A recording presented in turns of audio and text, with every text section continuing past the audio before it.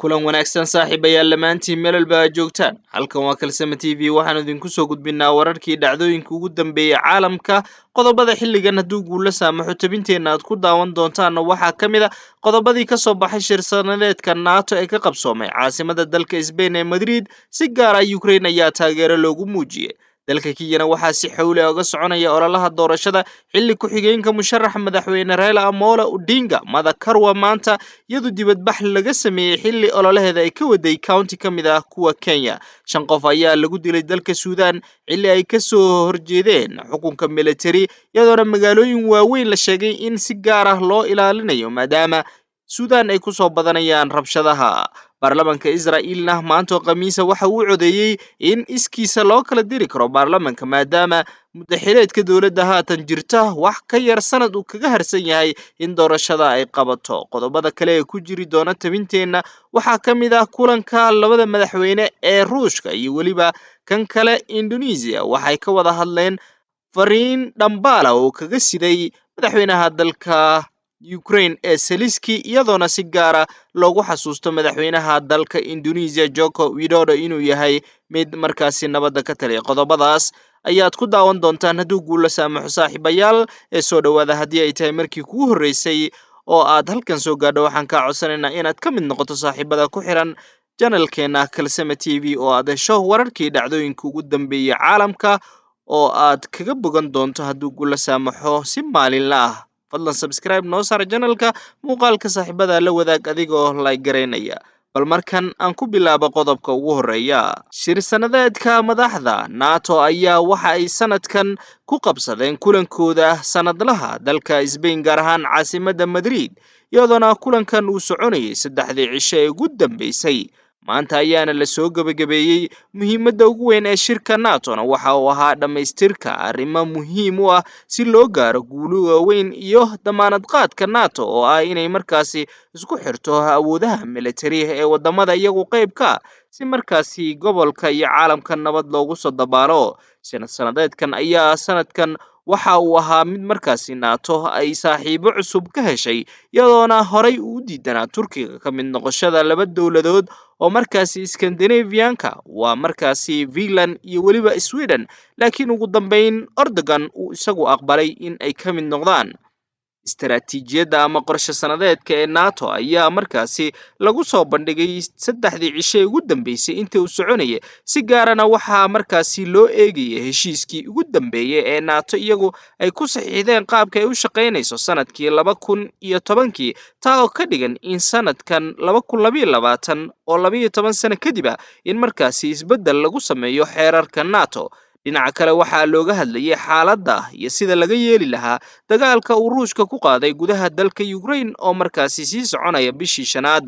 dhinaca kale waxa iyaguna loo arkayay inta uu shir-sanadeedka socdana looga hadlay in China ay tahay dawlad iyadu markaasi taageero military siinaysa dalka Ruushka oo iyagu markaasi caalamka intiisa badan ay ka soo horjeesadeen muhiimadda ugu weyn ee shir-sanadeedkan ayaa waxa markaasi lagu sheegay in lagu taageero dhanka militariga diyaaradaha markaasi aan duuliyaha lahayn ee droniska xagga isgaarsiinta iyo waliba shidaalka in laga caawiyo lagu sheegay dawladda dalka Ukraine oo iyadu u baahan kaalmo markaasi dhinacyo badan leh iyadoona dhinaca kale la sheegay qodobka kale ee lagu caawin karo Ukraine inay tahay in laga saaro midowga Soviet militariga qaabkii ay u shaqeynaysa ayna ka mid noqoto qaabka cusub ee modernka ay NATO ay markaasi ku shaqeyso iyadoo la qalabeynayo dhinaca kale taageerada NATO ayaa waxa lagu sheegay in dalalka kale ee markaasi dhibaatada ku jira qaybna ka ah NATO ay markaasi lagu caawin karo ayna ka mid yihiin sida lagu xusay nuqulka ka soo baxay shir-sanadeedka oo maanta soo idlaaday waa dalka Bosnia iyo waliba Herzegovina Georgia iyo waliba Republic of Moldova oo markaasi iyagu ah dalal markaasi dhibaato qaba NATO ayaa iyagu isku waafaqay ka mid noqoshada Finland iyo Sweden xubinnimadooda taa oo si shaacsan ay ugu gudbiyeen NATO kol hore laakiin xilligan iyagu laga aqbalay inay qayb ka noqdaan caqabadaha dhinaca koonfureed ee markaasi NATO ayaana la isla soo qaaday sidii wax looga qaban lahaa dhibaatooyinka soo noqnoqda ee markaasi caalamka si gaar ah xaaladda lagu hayo Ukraine ayaana ku soo noqnoqotay shirka intuu socday oo madaxdu ay inta badan ka hadlayeen taa oo markaasi lagaga soo horjeeday duulaanka Ruushka uu ka sameeyay gudaha dalka Ukraine.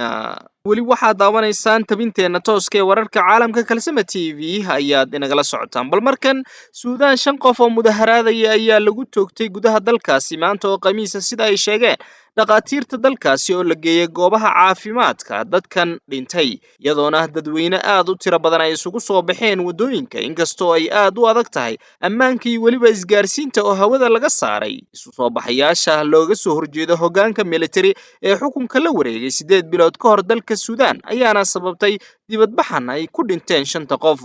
bartamaha caasimadda dalka Suudaan ee Khartoum ayaa ciidamada ammaanka waxa ay markaasi dadka banaanbaxayay ku tuureen sunta dadka ka ilmeysiisa iyo weliba biyaha kale ee kulul xilli ay isku dayeen inay ka hortagaan dad markaasi aad u tiro badan oo ku socdaalayay dhanka wadada aada madaxtooyada looga arrimiyo dalka Suudaan sida ay sheegeen goobjoogayaal ku sugan caasimadda. waxay markaasi ku qiyaaseen dadka isugu soo baxay Khartoum iyo magaalooyinka mataanaha leh ee lagu magacaabo Umdurman iyo Bahri inay markaasi u yaraan ahayeen 10,000 oo qof oo markaasi ay u badnaayeen dad dhalinyaro. magaalada Umdurman goobjooga ku sugan ayaa warfidiyeenka u sheegay in dadkaasi lala beegsaday sunta dalka ka ilmeysiisa iyo weliba rasaas nool oo ay ciidamada ammaanka kaga hortageen dibadbaxayaasha oo doonayay inay u sii gudbaan aqalka madaxtooyada. mudaharaadyada ka socda caasimadda dalka Suudaan iyo magaalooyinka kale ayaa lagu xusaa sanad guuradii 3aad ee dibadbaxyo waaweyn oo ka dhacay intii lagu guda jiray kacdoonkii xukunka looga tuuray madaxweynihii dalka Suudaan Umar Xasan al-Bashir oo muddo dheer markaasi waddankaasi xukumayay oo ka soo horjeeday nidaam awood qaybsi ah oo markaasi u dhaxeeya kooxaha rayidka iyo militariga. bishii Oktoobar ee la soo dhaafay militariga uu hogaamiyo General Abdel Fattah al-Burhan ayaa afgambiyay dowladda ku meel gaarka taa oo dhalisay isu soo baxyo aad markaasi uga baaqayeen ciidamada inay markaasi joojiyaan siyaasiyiinta. qaar ka mid ah dadka dibadbaxa dhigaya maanta oo Khamiis ayaa watay boorar ay ku xardhanayeen kuwa oo markaasi ayna ku dalbanayeen in cadaaladda la horkeeno dadkii lagu dilay dibadbaxyadii hore. qaar kale waxa ay markaasi ku dhawaaqayeen burhaan xeradii ku noqo oo markaasi shirkadiina ku soo wareeji taa oo ay ula jeedeen dhaqaalaha ciidanka ku bixiyaan. dalka Suudaan ayaa iyadu xaalad hubanti la'aan ku jirta tan iyo markii ay la wareegeen militariga hubeysan ee iyagu xukunka la wareegay.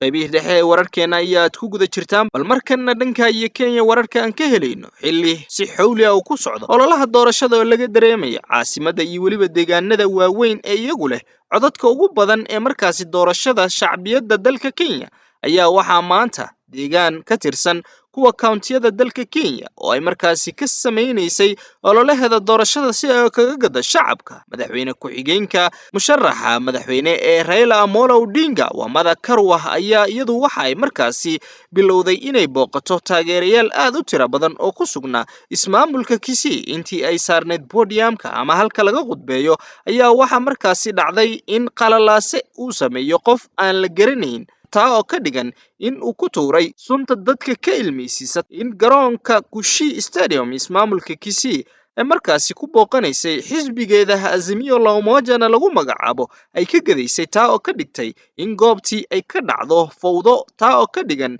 in la isaga soo horjeedo ololaha doorashada oo inta badan dadka ka soo horjeeda Azimio ay aad u taageersan yihiin xisbiga uu hogaamiyo madaxweyne ku-xigeenka dalka Kenya William Samoei Ruto laguna magacaabo UDA. dadka kale ee la hadlayay oo goobta ku sugnaa ayaa markii ay Mada Karwa istaagtay waxa ay hawada buux dhaafiyeen sunta dadka ka ilmeysiisa taa oo lagaga soo horjeeday in goobta aysan marnaba ku qabsanin shirkeeda ama ololaheeda oo markaasi lagaga soo horjeedo. Mada Karwa ayaa waxa isla markiiba goobta ka daadgurayay askar ku labisan dareyska ciidamada oo ilaaladeeda gaarka ah. daqiiqado kadibna dadka deegaanka ayaa waxa ay markaasi askarta ku fureen rasaasta oo ka dhignayd inay markaasi ku jidbanaysanayeen. xaaska Master Odinga ayaa markii sii horeysay Mada Karwa ku wehelisay xafladda kale ee ka dhacday Kisii iyadoona markaasi ka qaybgelin isu soo baxa garoonka Kushii ee fowdadu ka dhacday. waxaa jirtay xiisad ka taagnayd garoonka iyo weliba wareegga Capitol Round-ka ee ku saabsan isu soo baxyo kala duwan oo lagaga soo horjeeday ololaha Azimio la Umoja. Si guud dalka Kenya waxa uu xilligan cagta saaraya doorasho aan markaasi la saadaalin karin natiijadeeda inay noqon doonto mid ku idlaata nabad, maadaama aad la isaga soo horjeedo xisbiyaduna ay yihiin kuwa aad uga kulul kuwii hore, maadaama Raila Amolo Odinga lagu xasuustay inuu ahaa siyaasi rugcada ah islamarkaana doorashooyin aad u tiro badan laga boobay, balse sanadkan uu taageero weyn ka helayo madaxweynaha xilka haya ee Uhuru Kenyatta. Dhinaca kale, xaafadda Eastleigh oo ay ku nool yihiin Soomaali aad u tiro badan ayaa markaasi waxaa laga dareemayaa u diyaargarow sidii ay amniga u ilaalin lahaayeen, maadaama iyadu ay ku teedsan tahay deegaano dad danyar ah ay degan yihiin islamarkaana inta badan ay ka dhacdo rabshad marka ay timaado isqabsiga doorashada dalka Kenya. waa hagaag saaxiibayaal, qodobadii ugu dambeeyay ayaan isla soo gaarnay, bal markan dhanka iyo Ruushka. Maanta waxaa ku kulmay madaxweynaha dalka Indonesia ninka lagu magacaabo Joko Widodo, ka oo markaasi la kulmay madaxweynaha dalka Ruushka Vladimir Putin, iyadoo uu socdo dagaalka Ukraine iyo weliba Ruushka. Madaxweynaha Indonesia Widodo ayaa maanta oo Khamiis ah waxa uu caasimadda dalka Ruushka ee Moscow kula kulmay Vladimir Putin. Ka hor kulanka Putin, Widodo waxa uu ka soo kici timay caasimadda dalka Ukraine ee Kiev, halka uu kulan la yeeshay madaxweyne Zelensky oo uu ka siday dhambaal nabad iyo weliba salaana, taa oo markaasi uu u gudbinayay xukuumadda Moscow. Hogaamiyaha Ruushka Vladimir Putin ayaa Widodo ku soo dhaweeyay aqalka madaxtooyada. Madaxweynaha Ukraine Vladimir Zelensky ayaa hogaamiyaha Ruushka ka dalbaday in wadahadal markaasi ku dhameeyo xaaladda, iyadoona inta la xasuusto Zelensky uu ahaa mid markaasi nabaddoona, laakiin Putin oo markaasi ka yaabsaday caalamka uu ilaa iyo haatan yahay mid aan doonaynin. Widodo ayaa waxa uu markaasi wadahadal la yeeshay madaxweynaha Ruushka faallooyin loo turjumay, kadibna Ruushka waxa uu markaasi Widodo ku yidhi, waxaan fariin idinka sidaa madaxweynaha Ukraine Zelensky oo markaasi aan doonayo inaan idin gudbiyo, taa oo ah in markaasi diyaar uu yahay inuu gacan ka geysto bilaabista xiriir wanaagsan iyo weliba nabad lagu soo dabaalo gobolka, maadaama bishii shanaad uu soconayo dagaalka ka soconaya dalka Ukraine ee markaasi Ruushka ku qaaday horaantii sanadkan bishii labaad 24-keedii. kulanka kadib, madaxweynaha Ruushka ayaa saxaafadda u sheegay inuu diyaar u yahay inuu fuliyo dalabka madaxweynaha Indonesia ee bacriminta, waxaana Putin uu markaasi sheegay inuu codsanayo beeraleyda Indonesia inay markaasi qayb ka noqdaan wax soo saarka dalkooda oo ay markaasi u iibgeeyaan dhanka Ruushka oo markaasi ay saaran tahay cunaqabateyn aad u ballaaran. Madaxweynaha Ruushka ayaa sidoo kale sheegay Ruushka inuu doonayo inuu ixtiraamo waajibaadkiisa qandaraaska ee ku saabsan saadka tamarta, cuntada iyo weliba bacriminta dibadda, oo markaasi ula jeedo in ganacsiga uu doonayo inuu markaasi qayb ka noqdo. hagaag saaxiibayaal, bal markana waxaan isla soo gaarnay qodobka ugu dambeeya ee wararka caalamka Kalsame TV aad ka daawanaysaan, waxaana uu noqonaya baarlamaanka Israa'iil ayaa maanta oo Khamiis ah u codeeyay in la kala diro xubnaha golaha shacabka, taa oo ka dhigan in doorashada ay aad u soo dhawaatay wax ka yar sanad, iyadoona ay noqon doonto doorashadii shanaad ee ka qabsoonta gudaha dalkaasi, waxaana ay aad ugu riixaysaa inuu noqdo ra'iisul wasaaraha ku meel gaarka siyaasiga rugcadaaga ee reer Israa'iil Yair Lapid, taa oo markaasi isagu uu la kulmayo loolan aad u adag. ninka ay sida aadka u xifaaltamaan waa ra'iisul wasaarihii hore ee dalkaasi Benjamin Netanyahu, waxaana Yair Lapid uu markaasi qaranka dalkiisa ka dhaadhicin doonaa si qoto dheer inuu markaasi sii hayo xilka ra'iisul wasaaraha ku meel gaarka. Codbixinta ayaana muujinaysa sanadkan inay noqon doonto doorashadu mid aad u adag, maadaama Benjamin uu taagan yahay ka oo ah shaqsi kala qaybsanaan xudun u ah, isagoona qalalaasaha siyaasadeed ee Israa'iil qayb ka ahaa doorashadii ka dhacday 1 November. guud ahaan saaxiibayaal, waxaa intaa inooga eeg wararkii caalamka ee Kalsame TV aad kala soconayseen. tan iyo kulanti dambe, intaan dib ugu kulmayno warar iyo warbixino ka duwan kuwan, waxaan idinku dhaafaynaa sidaa iyo nabadgelyo.